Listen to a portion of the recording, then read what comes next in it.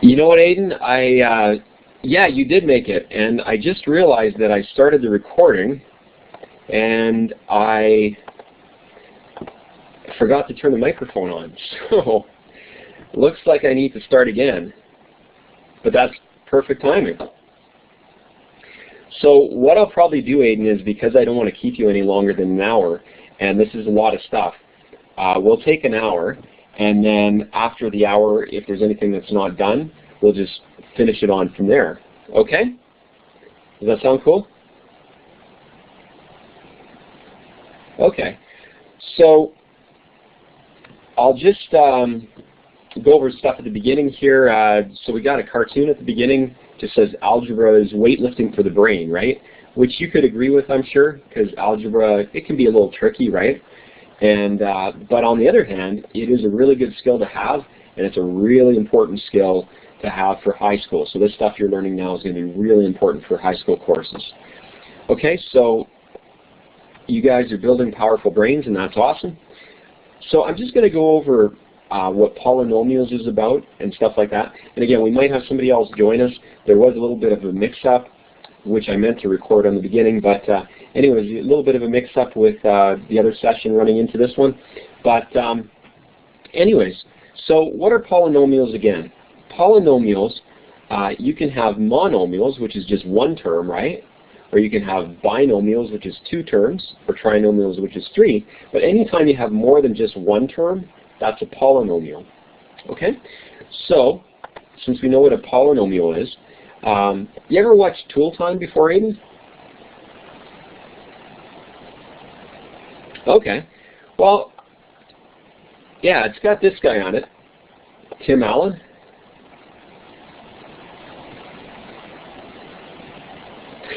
Actually, it's called Home Improvement. I'm sorry.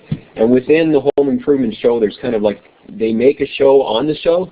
Yeah, exactly. I always get mixed up between the two. So this is Home Improvement, but on the show it's Tool Time. So okay, so here's Tim the Tool Time Tailor, right? And he's got all these different different tools he uses for different jobs. He uses like wrenches and hammers, whatever. Okay, so it's the same idea with polynomials. When we factor polynomials, we use different types of factoring, right? Okay, so let's just kind of review what a factoring is, what a factor is. So a factor is just a number that you multiply by another number to get an answer. Okay, so if you imagine these numbers were 3 and 4, the factors 3 and 4 multiply to give you the product of 12, right? Okay, so that's all factors are, numbers that multiply together. All right, so when we're going to do factoring, factoring is actually a type of dividing, right? Because you're doing something like, you know, if you were factoring 4 out of 12, you would get 3 as your answer, right? And so it's really a type of dividing. So we need to find a common factor, and we're going to talk about that in a sec. So when we divide polynomials by monomials, okay, this is a polynomial, and this is a monomial. The way you do it is, first of all, you just kind of separate the two. Okay, so you separate the two terms by a minus, and so you have this 5x squared over 5x, and then you have the 10x over 5x. Okay, so that's the first thing you do. Then, when you have x squared over x, I'm just showing over here, x squared is the same thing as x times x, right? It's just another way of saying it. And so you have x on the bottom. And so you can just cross off the x's. Whenever you have the same thing on top and bottom, you can just cross them off, and you're left with x. Okay? So that's showing why x squared over x is just x. Okay? The other way of thinking of it is with the division laws. We know that when we divide x squared over x to the 1, which this is really, then we subtract the exponents, right? So we subtract 2 minus 1, and that gives us x to the 1 as an answer, which is the same thing as just x. Okay? So you can see when you do the division here, the 5's cancel out, and we saw that the x squared minus, or divided by x, is just x. So that's why this whole thing here boils down to x. Now, here, the x's cross off because they're on top and bottom, and we're left with just 10 divided by 5, which is 2. So we just write down the 2. So that's why the answer is x minus 2. Okay? So if you think about it again with factors and that sort of a thing, remember, this here, this polynomial is kind of like the 12 that was divided by a 4, and you got a 3. Okay, so this here is answer or product. This is a factor, and this is another factor. Okay, so stop me at any point if you want to ask a question about something. Okay. Still with me though so far? Right on. Okay, so we're going to talk about common factoring. And what is common factoring again? Well, a common factor is the largest term that can be divided into all the terms that you have. So here we have 3 terms, and you can see each one of them has a number, and each one has a variable part. So the common factor is going to include both a number part and a variable part. So the way we find that is, first of all, we ask ourselves a question: what's the largest number that divides evenly into 5, 10, and 15? So that's just the number part here. So you can see that that would be 5, right? That's the largest number that divides into all 3 of those. So once we find the number part and we write down the 5, you can see in red, okay, then we find what x value divides into x cubed, x squared, and x. And that's going to be x. It's going to divide into all 3 of those, right? So for the number part, we got 5. For the variable part, we got x. And then we need to multiply the 2 together. So 5 times x is 5x. So 5x is the greatest common factor that's going to divide into all 3 of these terms. Okay? So once we find the greatest common factor, then we actually do the division, or the factoring. Okay, so let's see what that looks like. All right, so here's the actual division. So first of all, let's just kind of review in our minds. We were dividing this here by this greatest common factor. And again, if you were thinking about numbers, that would be like, this would be the 12, which is kind of like the answer, and you'd be dividing it by 3, and then you're going to get some other answer, which is going to be like the number 4, which is going to be another factor, right? Okay, so this here, our greatest common factor, is one factor. It gets multiplied by some other factor that we don't know what it is, and it gives you this product. But we're going to find out what this factor is, okay, by doing division. Because again, I said before, factoring is really just division, right? Okay, so when we do the division, we're dividing this polynomial by this monomial, and we do it just like we did it before. Remember, we broke it into different parts, so we got it broken into 3 parts.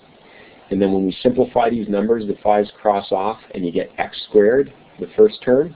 Here, this 10 divided by 5 is 2, and the x squared over x is x. And this here all boils down to 3. So that's our answer. Okay? So again, this here is like one factor. It's up here, right? The greatest common factor that we found in the beginning is another factor. Okay? So remember then, you can think of it this way as well. You multiply factor times factor to get product. But what we actually did is we divided this product by the greatest common factor, and then we found another factor as our answer. Okay? Does that make sense? Okay, so if you think of it again in terms of numbers, like this being 3, 4, and 12, it just kind of helps you get a better feeling for what's going on overall. All right, so let's go on to, okay, so this is just kind of a review of what we did. We started with the polynomial. We found the greatest common factor of 5x. And using it, we found the other factor because we factored out the greatest common factor. In other words, we divided it out. Okay, so there's different types of factoring. We're going to look at these, a few of these other ones. We've done common factoring here. Next, we're going to look at factoring trinomials, and then something called difference of squares factoring. Okay, so factoring trinomials. What's that about again? Okay, remember when we factor a trinomial, we get 2 binomials as an answer, right?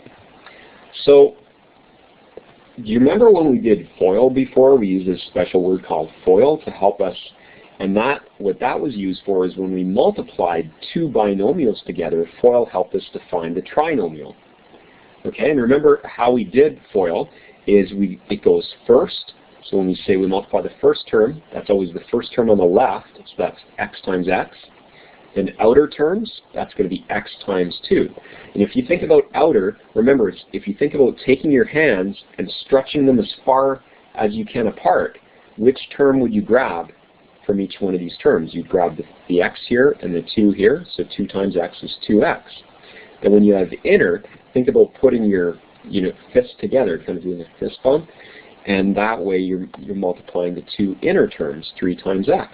Okay? And then last is you're going from left to right, so it's the last one in each bracket, and it's 3 times 2 is 6. Okay? So when you would add all those terms together, you would get a trinomial. Okay? So but what we said is, what we're doing is we're doing the backwards version of this. When we're factoring this trinomial, we're going to get 2 binomials. Okay? So let's see how we do it again. So the trinomial always has to be in a form like this. This is kind of the general form.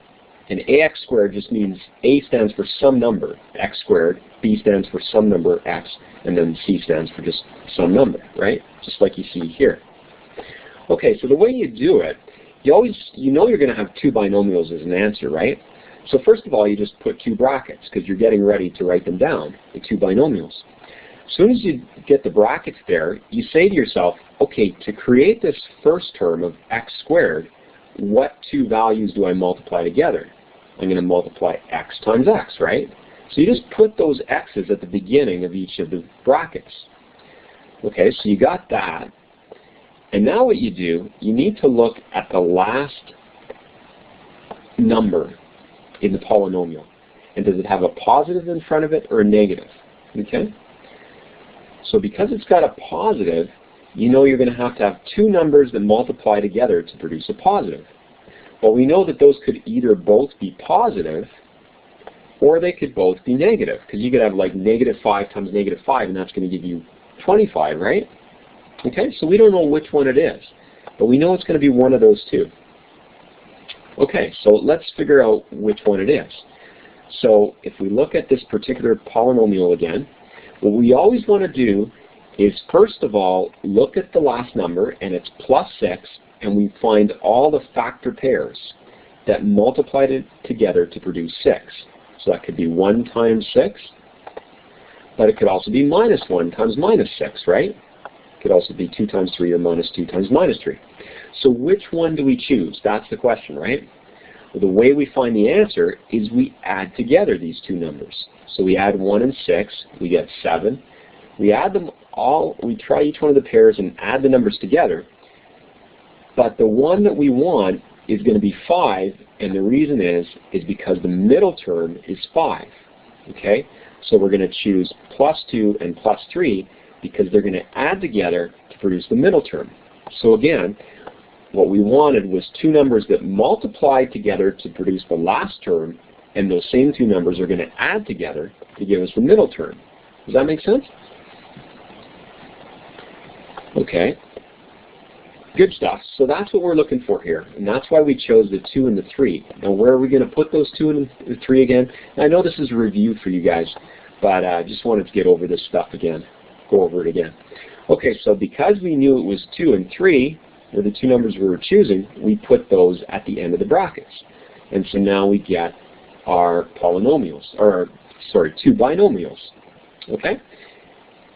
And so that's going to be our answer. We factored a trinomial and we got 2 binomials. Well done, most intelligent one. There you go.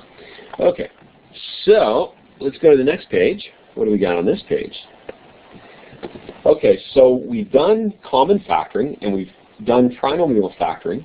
So let's just practice a question on trinomial factoring. Okay, or sorry, common factoring. That's going to be the first one. Okay, so what's going to be the common factor for these 3 numbers? In other words, what's the largest number that divides into 20, 12, and 16?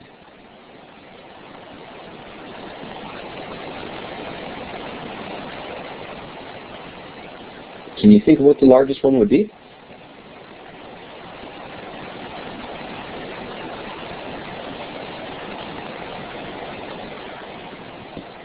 Okay, right.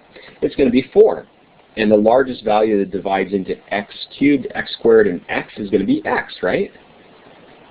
So the common factor, the greatest common factor is going to be 4 times x, or 4x. Okay, so we go on to the next page, and I've got that stuff written out already. And so now we do the factoring. Again, when you hear the word factor, think divide, right? So when we do the division, we're going to factor this number that we started, or rather polynomial that we started with, by this greatest common factor that we found. So now what we want to do is write out what we're going to get. So we're going to divide 20 divided by 4 is going to give us 5. X cubed over x is going to give us x squared. So when we do the first term, it's going to be 5x squared. Okay, and see I use that little hat sort of a symbol just to represent the x squared? Okay, so when we go to the next term, 12 divided by 4 is 3. X squared over x is going to be x, so it's going to be 3x. And the last term is going to be 16 divided by 4 is 4. X over x is just 1, so we ignore it. So 16 over 4 is just 4. So this is going to be our answer. 5x squared plus 3x plus 4.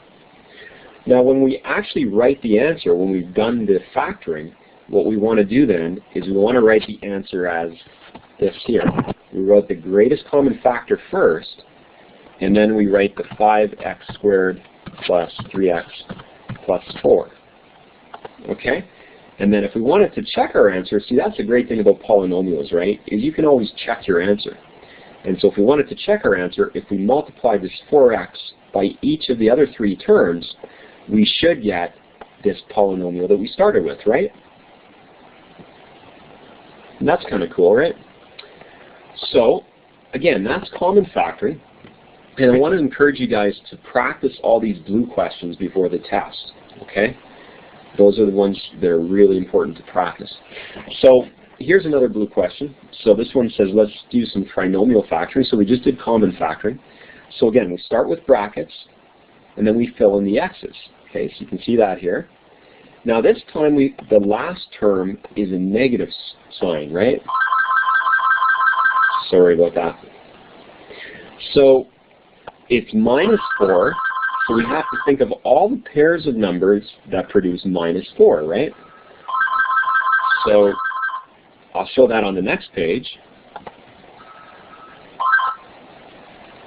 Okay, so here's the 3 pairs of numbers that produce minus 4, right? So you can have minus 4 and 1, or you can have 4 times minus 1, or 2 times minus 2. Okay, so again, which one do we choose? We choose the one that's going to add to the middle term, which is 3. So which one is that? Sorry about that, Ian.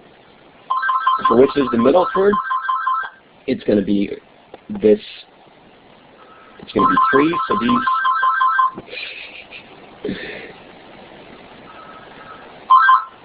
Okay, so these 2 numbers here are the ones we're going to put in the brackets, right? Okay, so here we put these 2 in the brackets, 5 and minus 3. They're not giving up, are they? Okay, just a sec.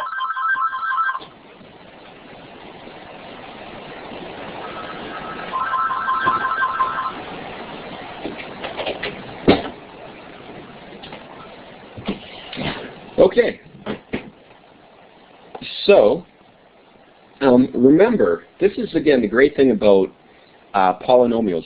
Once you get your answer, your 2 binomials, you can check the answer using FOIL, right? And so I'm showing FOIL right here, the multiplication of these 2 terms, and you can see that the answer is this here, so we did it right. Okay, so let's go to the next one. Now we're going to talk about difference of squares factoring. And you'll see that there's 2 different ways we can actually do difference of squares factoring. So here's an example of a difference of squares factor. And you can see that it's in the form of some variable squared. Could be x squared, could be b squared, a squared, doesn't matter. The second term is a perfect square. So it can't be something like x squared minus 17. It's got to be something like x squared minus 25 or minus 9, because 25 is 5 times 5, 9 is 3 times 3. It's a perfect square, right? The other thing is a perfect square always has a minus in between, right? Okay, so one way we can do this is we can just change this into a polynomial and then just factor it like a regular polynomial. The way we do that normally there's some sort of an x term in the middle, right? Like 5x or 6x or whatever. This time we have nothing. So we just call it 0x and we just write it there. So we make it into x squared plus 0x minus 25. And then we would do this like any other polynomial. We would put the x's to start with. And then because it ends in a negative, we know it's got to be some positive times a negative, right? It can't be minus times minus or plus times plus. Right. Yeah, you got it exactly. X plus 5, x minus 5. Okay. So the way we do it then is we just fill in, because we know that it's two numbers that multiply to give us 25, we know it's going to be plus 5 and minus 5. And so we can do it this way, pretending it's a trinomial. We can use trinomial factoring. Or the easiest way of doing it is just using these steps here. Okay, so I'll just go straight, cut to the chase here, and so we've got x squared minus 25. So again, we put an x at the beginning, and we know it's going to be a 5 because we take the square root of 25, 5 times 5, and then any perfect squared perfect squared polynomial is going to have a plus in one bracket and a minus in the other. So we're going to put a plus and a minus, just like you did. Okay?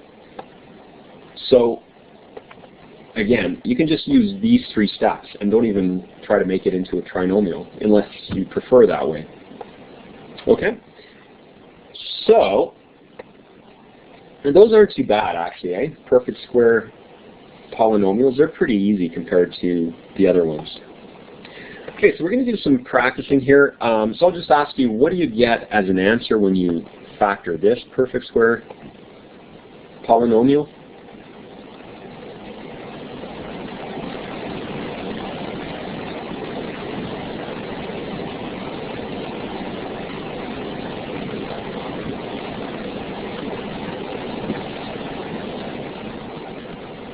Yeah, that's right. It's going to have 7s.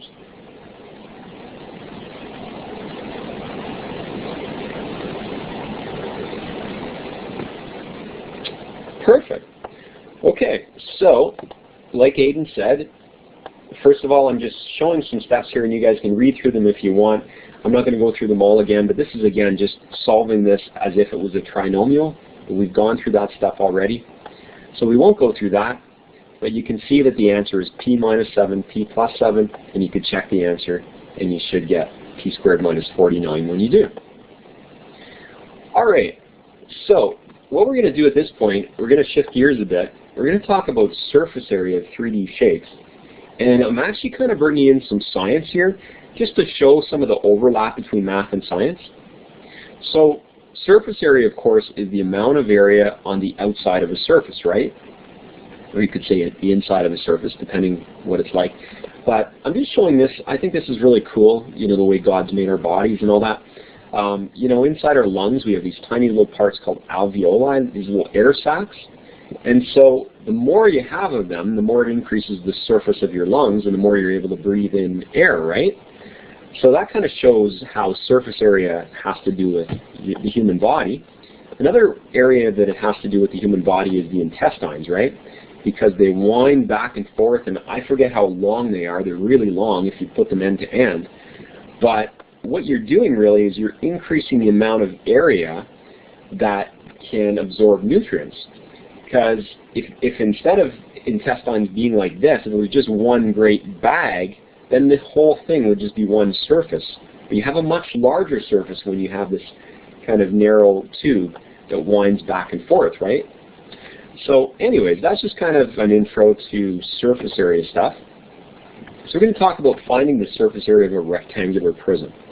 Okay, so that's what this creature is here. And so what do we need to do to find the surface area? Well, the good thing is that you're always, or a lot of times when you're finding the surface areas of objects, you're finding pairs of surfaces, right? So you're finding the area in the front, and then that's going to be the same as the area in the back. They're identical, right? You find the area in the top, and that's going to be the same as the one on the bottom, same with the left and right. It's going to give you the total surface area. So to actually find it, if we were finding the area of the front, that's going to be 11 times 10, which is going to give us 110, right? Okay. So the area of the back is going to be the same. It's also going to be 110. Can you tell me what the area of the left side would be?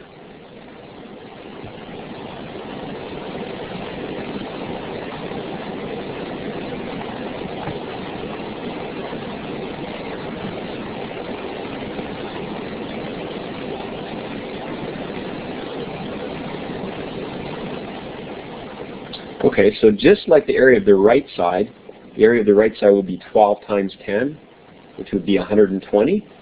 So the area of the left side would also be 120, right? Okay, so that's the area of the left and right side. And the last you need to find, okay, I know I'm going a little fast sometimes. The last is to find the area of the top and the area of the bottom, right? Okay, so let's look at what would the area of the bottom be. You can see it would be 11 times 12, which is 132. So both the top and the bottom would be 132. Okay, so that's how we find them, and I've actually got them written on the next page here. So then we would add all these numbers together, and we would get this number here. I just wrote them here as like 2 times whatever, because that's like both left and right, both in top and bottom, that sort of thing. Okay, so that's what we found the total area. So the other thing is sometimes we need to find the areas of triangles, right? So what's the area of the triangle again? It's 1/2 base times height. So the base is the bottom of the triangle, and here's the height. So we multiply that by 1/2. So thinking about why it makes sense that that's the formula for the area of a triangle, if you think about the area of a rectangle, it's height times base. And so the area of a triangle is 1/2 the area of a rectangle. Okay? That makes sense just to look at the picture, right? That the area of a rectangle is base times height, and the area of a triangle is 1/2 base times height. Okay? So that's just kind of a review of why the formula makes sense, 1/2 base times height for a triangle. Okay, so actually using that in a question then, so here's another question we can practice. You know, you guys can practice later on. First of all, I wanted to ask the question, what areas do we add to get the total area of a rectangular prism? And then we're going to find the total area of the rectangular prism. So again, the front and the back, if you can just imagine this as a 3D shape, front and the back are going to be identical. What's interesting about this one is just to notice that the left and the right side are not going to be identical. Okay? Because you can see that this side is 4, and this one's 5. Right? So when you look at this rectangle here, it's going to have a different area than this rectangle. But to find the total surface area, we want to find front side plus back side, and we want to add it to left side plus right side, and then we want to add finally the bottom. So we have 5 areas in all. Okay, so we won't do all the math here, but that's what we do to find the total area. Okay, and remember, some of these we have to use 1/2 base times height because they're triangles. Alright, so again, we want to practice that. Make sure we're able to find the area of a rectangular prism and a triangular prism. The other thing to remember is that sometimes on a test you'll have some shape that has both different shapes, like a rectangular and triangular prism joined together, and you'll have to use both of those to find the total area. Okay, so now let's kind of review what the surface area of a cylinder is. This one I think is really cool. But first of all, let's just kind of review some circle stuff with geometry. So the circumference of a circle is the distance around the edge of a circle, right? Normally we call that the perimeter. Like if you're talking about the distance around the edge of a square, you call it a perimeter. So circumference is just kind of a special word for perimeter, but it's perimeter of a circle. So remember that the circumference of a circle, and I'll probably put this on a test, actually put the formula, 2 pi r is the circumference of the circle. So that's one important thing we need to know for these circle formulas or circle calculations. The other thing to remember is that the area of a circle is pi r squared. Okay, so remember that special number pi, you can find it on your calculator by pressing that button, right? But if you want to, in your calculations, you can just use 3.14 because that number goes on for a long time, right? Also remember that the radius, remember it's half of the distance across the circle, right? So if the question tells you that the diameter was 4, you would know that the radius was 2 here, right? Okay, so that's just kind of a review of circumference and radius. And now we'll actually look at how do we use that to find out what the formula is for the surface area of a cylinder. So we'll go on to the next page. Okay, so here's a cylinder. Remember, when you think about a cylinder, you can think of it as the area of the circle that's on top added to the area of the circle that's on the bottom. And then how do we find the area of the sides of it? If you think of this as like a can of tuna or something like that, how do we find the area of the sides? Well, if you think about it, if you cut this open and stretched it out, this would look like a rectangle, wouldn't it? Like this here. And so we just called the height of that rectangle h, and then the other, if you're talking about this length here, we know that this length would actually be 2 pi r, which is the circumference of the circle. The distance of the outer edge of the circle, if you stretch that out, it becomes a rectangle. Okay, so when you find the area of that rectangle, it's 2 pi r times h. Okay, so to find the total surface area of a cylinder, it's the area of 2 circles, the one on top and bottom, plus the area of a rectangle. Now each of the area of the circle is pi r squared, so we multiply that by 2, and then 2 pi r h is going to be the area of the rectangle. So does that kind of make sense? How we get this total surface area of a cylinder?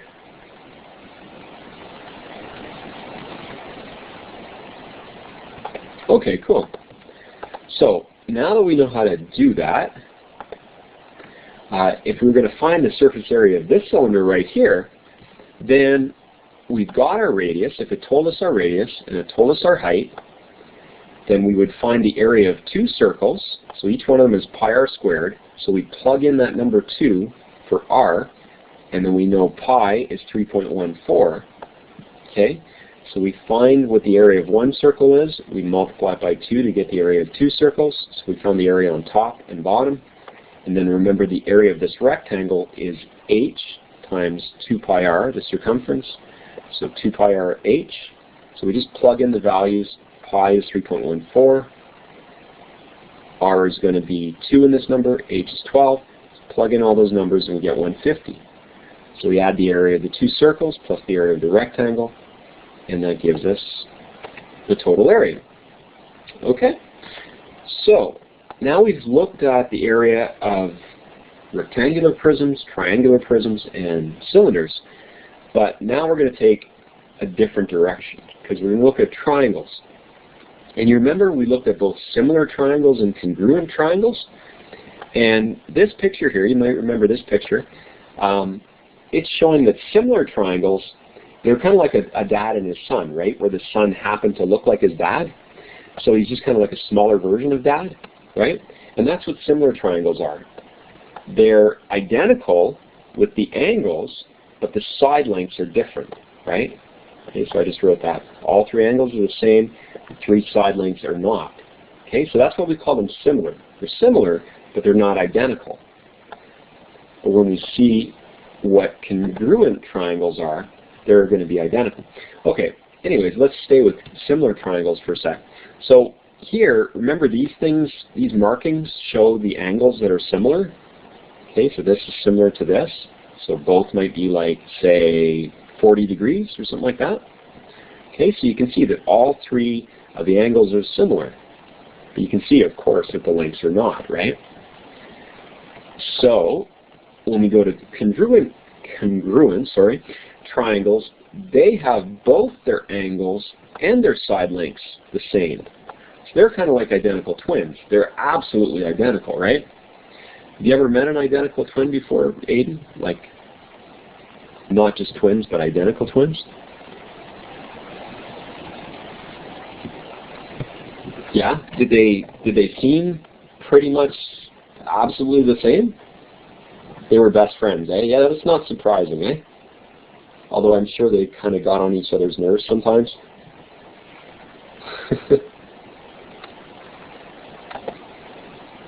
just being so absolutely the same. But hey, so okay, so with congruent triangles, the three angles are the same and the three sides are the same, right? So here's a question. What's the difference then between similar triangles and congruent triangles? Can you remember what that difference is?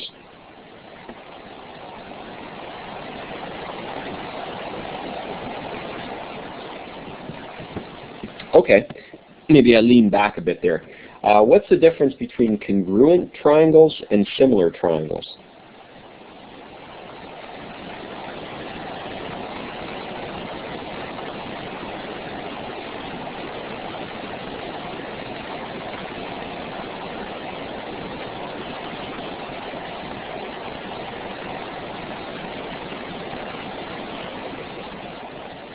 Okay, they're exactly the same. And what two things are the same about congruent triangles? There are two things that are the same.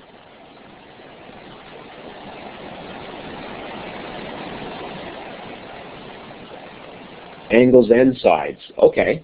Whereas with similar triangles, what's the only thing that's the same?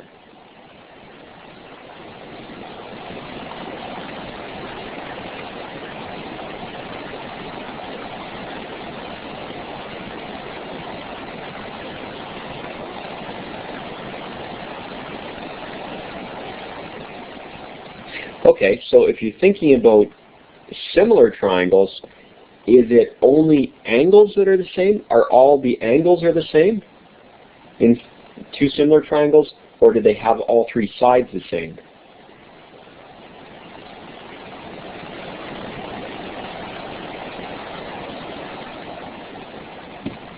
Okay, well if your sound's going a little bit wacky, hopefully it works out okay on the recording.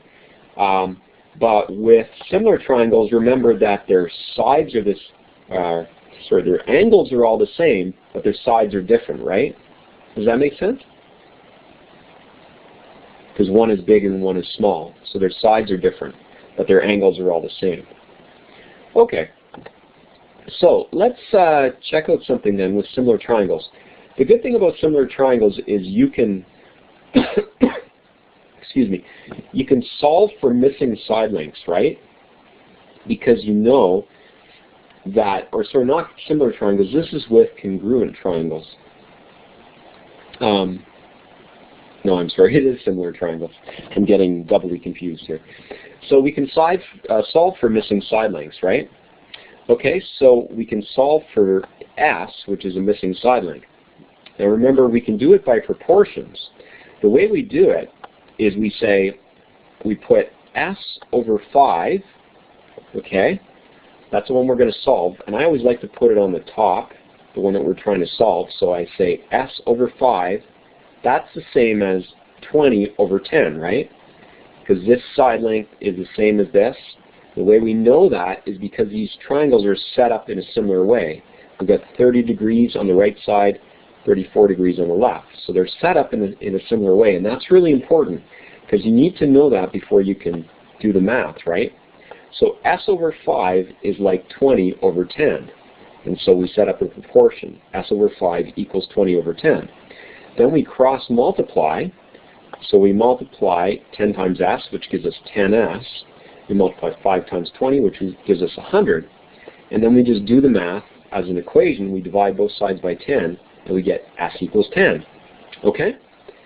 And it makes sense that S would be 10. You can always go back and see if it makes sense, because 10 is twice as big as 5, and then 20 is twice as big as 10. Okay, so we did it right. So you could solve it by proportions, but we'll see another way we can solve it as well. So first of all, we're going to solve this one by proportions. So we could call this A. This is the missing side, so we're going to call it A. Okay. Now, if I put A over 30 to make my one fraction on the left side, okay, so I'm going to put A over 30. Do you know what numbers I'm going to write what over what on the right side?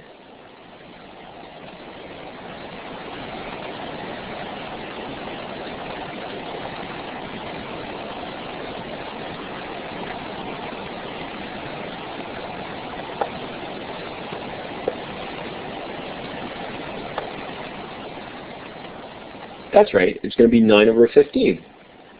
Awesome. So we're going to put 9 over 15, and then we go on and we solve that just like we did before. We cross multiply the 15 times the a. That's going to give us 15a. And then we're going to multiply 9 times 30. It's going to give us 270. So I won't actually do the math, but you're going to divide both sides by 15, right? To get your a. And you can find out what that is. Okay, so again, but this is one of the blue questions to practice, and we'll go on to the next one. Okay, so this question is kind of testing our knowledge again about the difference between congruency and similar triangles. So the question here says, which figure does not prove congruency? Okay. All right, so which one does not prove congruency? In other words, which ones could be similar triangles, but they're not congruent? Well, we know with similar triangles, they have equal angles, but they don't have equal sides. So if you look at these ones have equal sides.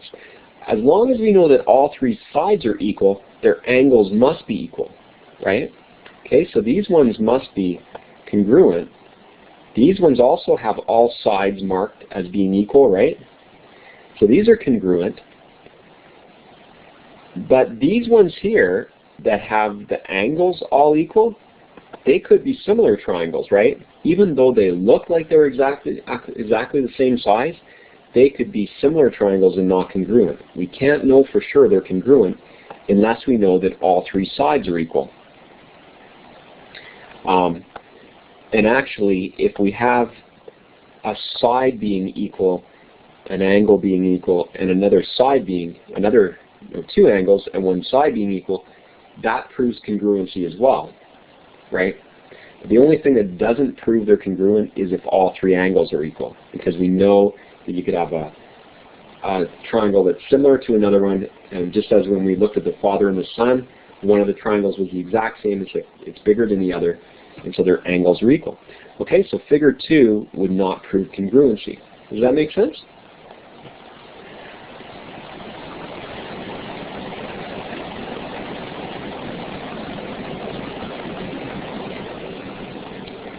All right, so let's see how many more we have here. Okay, the next part here is going to talk about scale factor. So what is scale factor talking about again? Well, scale factor is basically some number. It stands for some number that we use to multiply or divide each side length in one diagram to get the number in another diagram. So you can see that if you're going from, it says here, the side length in diagram 1 is twice as large as the lengths in diagram 2. So diagram 1, now it doesn't look like it when you look at the diagrams. They're not drawn properly, right? But if they were drawn properly, you would say that diagram 1 is an enlargement of diagram 2, right? So you know that. The word enlargement, again, that's a word we're going to use in some questions. So enlargement is if the scale factor is greater than 1, okay? So to find the scale factor, you just divide whatever the length is for one of the sides on one triangle by the other. So 10 divided by 5 is 2. So the scale factor is 2. Okay, so all the lengths on this triangle, if it was drawn properly, would be twice as long as the ones on this. So the scale factor is 2. So again, if it's an enlargement, the scale factor is going to be some number greater than 1. But if you're going the other direction, diagram 2 is a reduction of diagram 1. So the way you would find it is you would divide 5 by 10 and you would get a half. Okay, so the scale factor is a half if you're going from diagram 1 to diagram 2. Okay, so that's called a reduction. And we're going to talk later about the fact that both an enlargement and a reduction they're both examples of something called a dilatation. Dilatation. I hope I have that spelled right, but I'm not totally sure. Okay? So, that's why I'm not a spelling teacher, eh? All right. So, let's just go on and how do we use this stuff again. So, we have a question number 10. It says, state whether it's an enlargement or reduction, and state what the scale factor is. So, if we were going from diagram 1 to diagram 2, that's part A, and part B is going from diagram 2 to diagram 1. Okay, so we'll go to the next page. Okay, so going from diagram 1 to diagram 2, is that an enlargement from 1 to 2? Is that enlargement or reduction?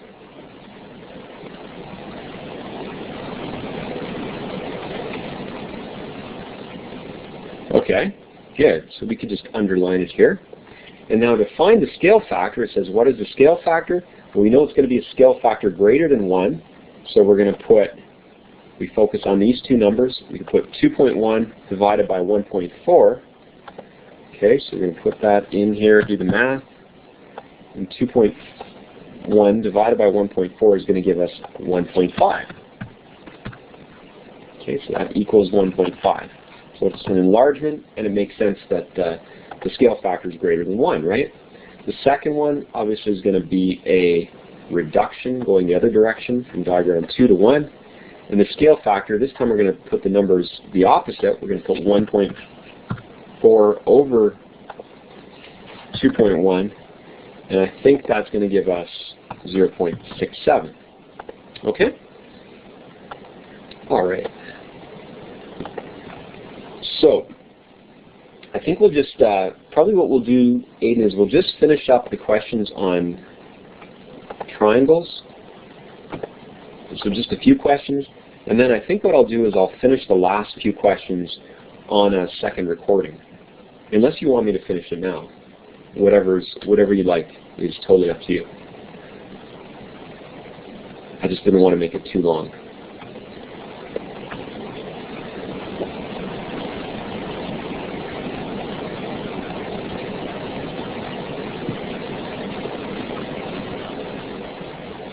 Okay. All right. Well, let's just see which question were we on again. Okay, we just did that one. We'll just see how long we take. Like we started at 2:22 on my computer clock, and but I know mine is off. I know mine's a little bit off, so that means we have a few more minutes. Okay. So this question here says, if side BC was 2, what's the length of EF? Okay. So I'm just going to label. BC is 2. Okay, 57 minutes. Yeah, and I think that we didn't start right in the beginning. But okay, so this side length is 2. We need to find this one. This is EF. How do we find it? Well, we could use proportions, right? Or we could use a scale factor. So either way we could use it. It's pretty much the same thing. So we've already found out that the scale factor is going to be, it's going to be greater than 1, right? Because we're trying to find the missing side length in the larger triangle. So we're going to divide this 1.4 over 1.2. Okay, I'm sorry. We don't want to divide those numbers. We're trying to find EF, which is similar to this number 2. So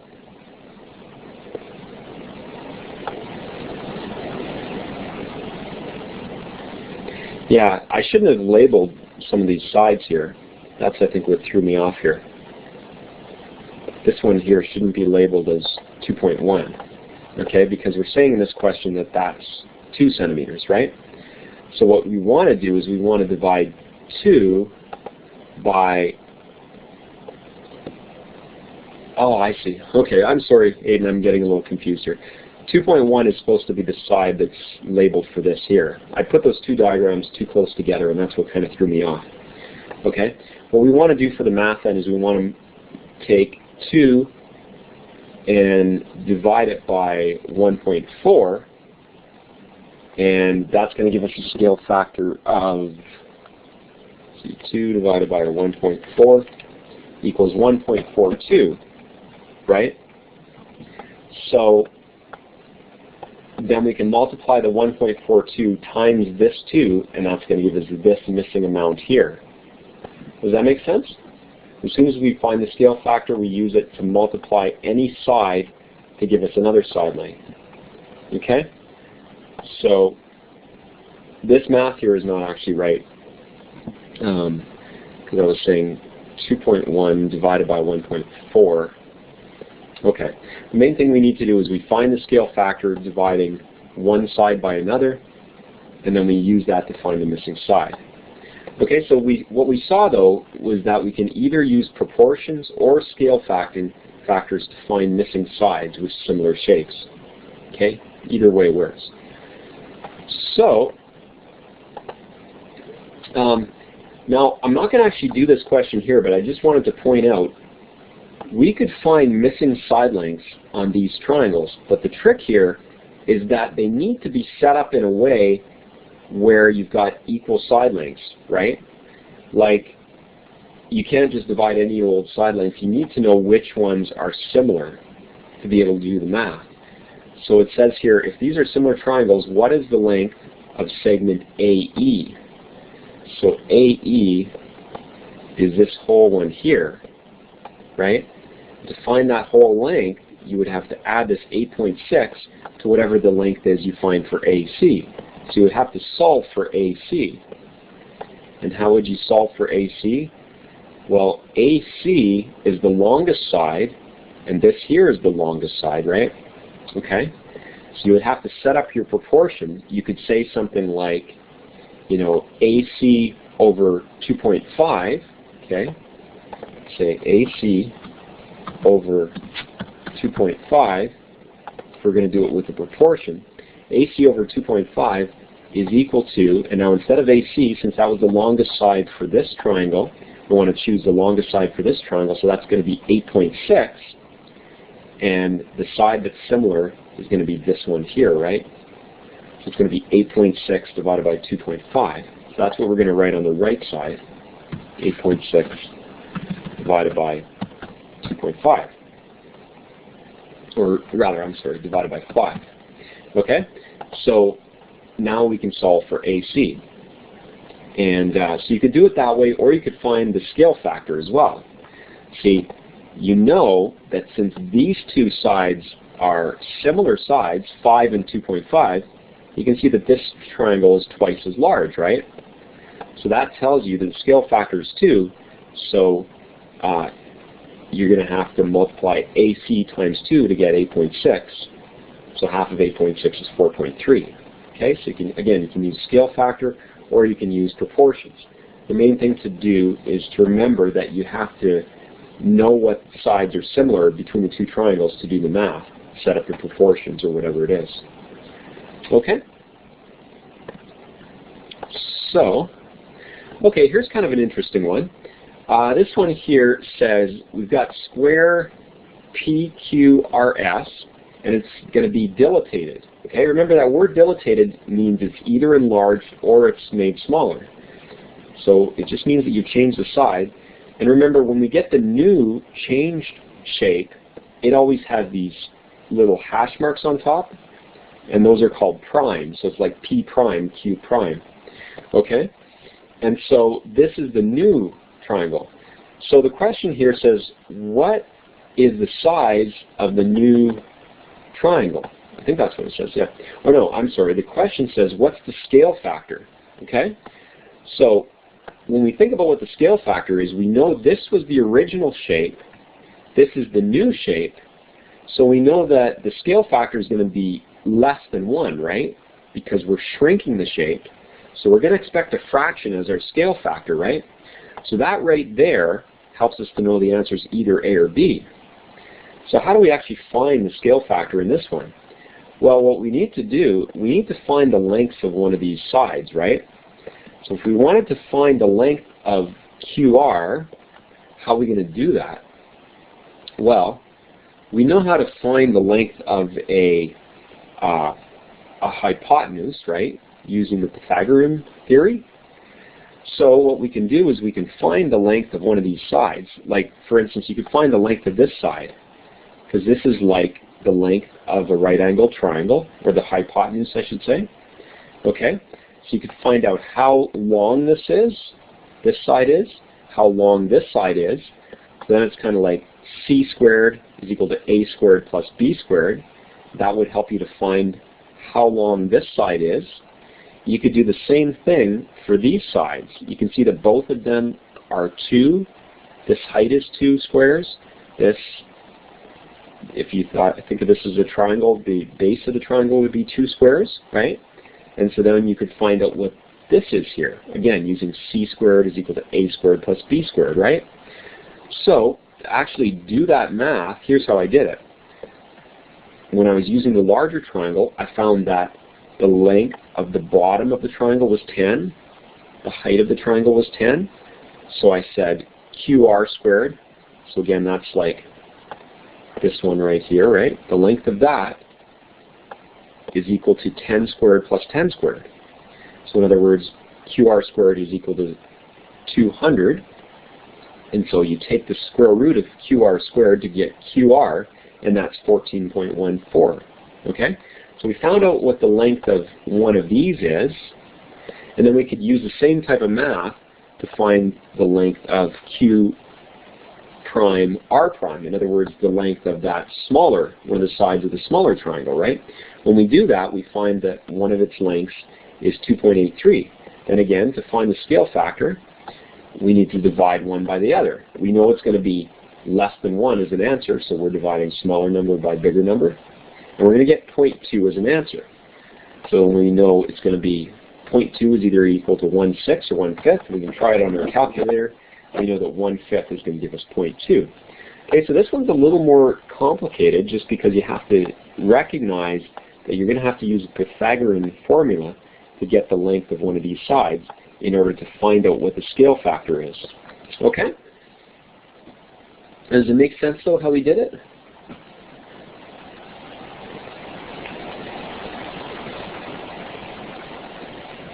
Okay, awesome. So, let's check out the next one. I think, I don't know, would you be okay, Aiden, if I just kind of made this separately? Because I think sometimes when I talk for a while, my voice gets a little hoarse, and my throat just gets a little sore and stuff. So does that sound okay with you if I just do the rest of the stuff, since we're kind of changing gears now and just going into something different? If we do that on a separate recording? Okay. Well, I think it should be good once you listen to the recording. I think the recording won't be too funky. Was I doing the helium thing? Okay, cool. Was I sounding like helium though, or I know sometimes it does that if it's low on, memory or something. Too many programs open. How long was I doing helium? You've been laughing the whole time? Oh, that's good. Guess it's okay if I provide you some entertainment, though.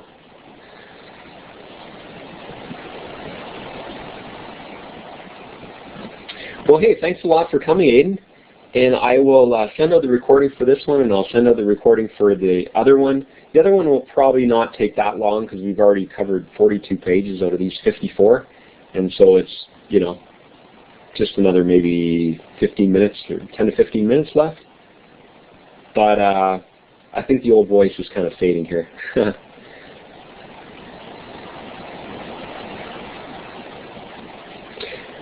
So just wanted to say to everyone, please practice all the blue questions here until you can get them on your own.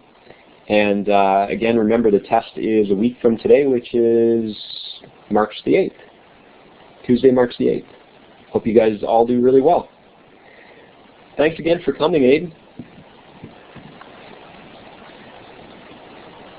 I'm just going to turn it off and just wrap it up in a sec.